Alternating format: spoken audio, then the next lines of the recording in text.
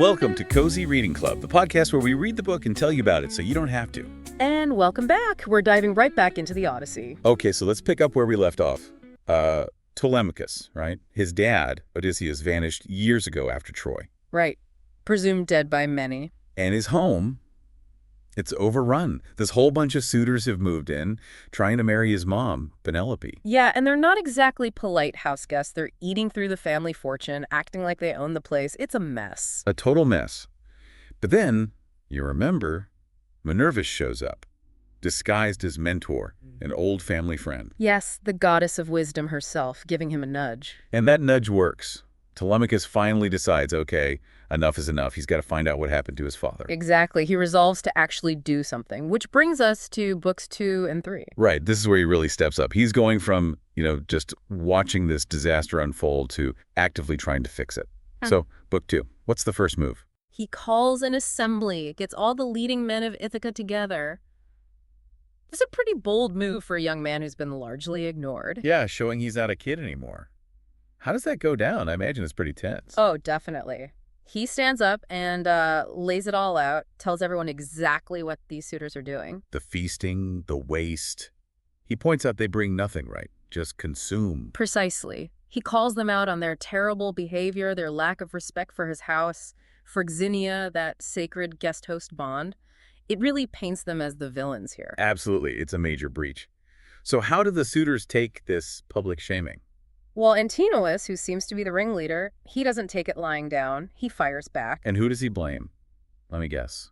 Penelope. You got it. He blames Penelope, says she's the one encouraging them, leading them on. And he brings up the whole weaving story, doesn't he? He does. The famous trick with the shroud for Laertes, Odysseus' father. Right. She promised she'd pick a husband once she finished weaving this burial shroud. But of course she had a plan. A brilliant one. Antinous tells everyone how she'd weave all day. And then, every night, secretly unravel it all. Kept it going for 3 years, apparently. Incredible patience. Until one of her maids, spilled the beans. Then they forced her to finish it. So Antinous uses this story, this supposed trickery, to demand Telemachus do something drastic. Yeah, what's his demand? He tells Telemachus, send your mother back to her father, let him choose a husband for her, basically get her out of Ithaca and make it someone else's problem. Wow. How does Telemachus react to that? He doesn't cave, actually. He stands his ground, appeals to, justice and the gods, and then he makes his own big ask. He asked for a ship and 20 men. He wants to sail to Pylos, then Sparta. To look for news of Odysseus. Exactly. He says he's hoping for some kind of sign, a heaven-sent message even. It's a real declaration of intent. He's taking action. Definitely a turning point. But how does the assembly, especially the suitors, react to him asking for a ship? They pretty much laugh him off. Antinous, Eurymachus. They mock him, call him arrogant, warn him he's asking for trouble. They still don't take him seriously. Underestimating him. Big mistake. Huge. But he doesn't give up. And this is where Minerva, still disguised as mentor, steps in again. Ah, good old mentor. What does she do? Gives him a pep talk, basically. Tells him he can do this. And more importantly, she actually goes and finds him a ship and rounds up a loyal crew. Turns out some people do still believe in Odysseus. That's crucial. So he's got the means. What about supplies? He gets those ready too. The text mentions specifics like wine in jars and barley meal, the staple food packed in leather bags. He's being practical, organized. Meanwhile, what about Penelope? How's she taking the news that her son is now leaving too? Oh, she's heartbroken, as you'd expect. Finds out about his plan and just collapses in grief again. Poor woman. Yeah, first the husband, now the son setting off into the unknown. But Minerva shows a bit of kindness there too. Sends her a deep, comforting sleep to ease her sorrow while Telemachus makes his getaway. And he does right. Slips away at night. Yep. Under the cover of darkness, the ship sets sail. It feels like the real start of his adventure. It really does. Leaving the toxicity of Ithaca behind, at least for a while. Okay, so that takes us smoothly into book 3. He arrives in Pylos. What's the scene there? It's quite grand, actually. They sail up and find this huge religious ceremony happening right on the beach. Oh, what kind of ceremony? King Nestor, the wise old king of Pylos, he and his sons are sacrificing dozens of black bulls to Poseidon. Wow, okay.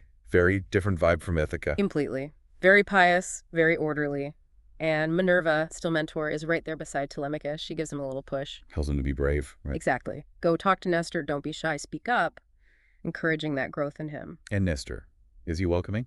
Incredibly so. The perfect host. Welcomes these strangers, invites them to join the feast before even asking who they are or why they've come.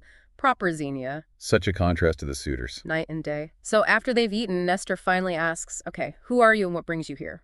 And Telemachus explains. He does. Respectfully, he says he's Odysseus' son, searching for any word, any news at all about his father. He asks Nestor, who fought with Odysseus at Troy, if he knows anything. Does Nestor have answers? He was known for his wisdom, wasn't he? He was, and he has a lot of stories about the returns from Troy. Some grim ones, actually. Like Agamemnon. Yes, he recounts Agamemnon's tragic homecoming, murdered by Aegisthus, and then Orestes taking revenge. It's a cautionary tale, isn't it? Definitely. Links back to what Zeus said in Book I about mortals bringing trouble on themselves. Right. Nestor also talks about the argument between Agamemnon and Menelaus that split the fleet, so lots of history. But what about Odysseus specifically? Does Nestor remember him well? Oh, very fondly.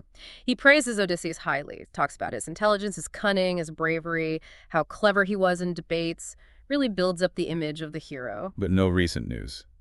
No idea where he is now. No, afraid not.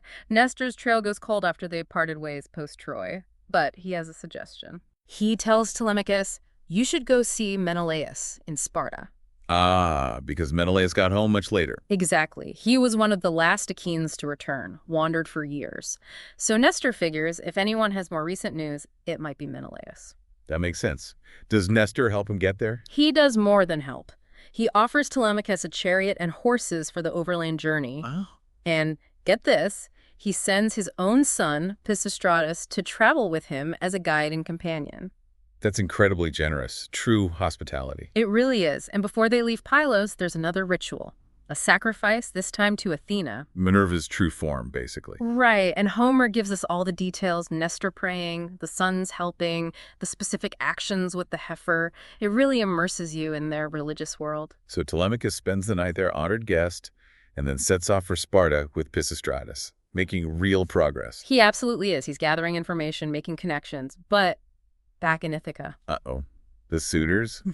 They must have noticed he's gone by now. They have. And they are not happy. It comes out almost accidentally. How? One of the guys whose ship Minerva borrowed for Telemachus, Noemon, just happens to mention it. Like, hey, when's Telemachus bringing my ship back from Pylos? Oops. Big oops. Antinous hears this, and he completely loses it. Furious, I bet. Beyond furious. He's enraged that Telemachus actually managed to get away right under their noses. So what does he decide to do? He hatches a plan, a deadly one. They're going to ambush Telemachus on his way home. Ambush him? Seriously? Yep. Lie in wait in the straits between Ithaca and Samos and kill him when his ship sails through. Wow. Okay, so Telemachus is off seeking news, maybe getting closer to finding his father. While back home, the suitors are literally plotting his murder. That's quite the cliffhanger. Telemachus is on his quest, but danger is brewing behind him. Will he find out what happened to Odysseus? And more immediately, can he even survive the journey back? The stakes just got a whole lot higher. We'll have to see how it plays out. Indeed. Thank you for joining us for this deep dive into the Odyssey on Cozy Reading Club. Join us next time as the adventure continues. This was Cozy Reading Club, the podcast where we read the book and tell you about it so you don't have to. If you like this series, we invite you to take a look at other series in our podcast and leave a nice review on the platform you are listening this on.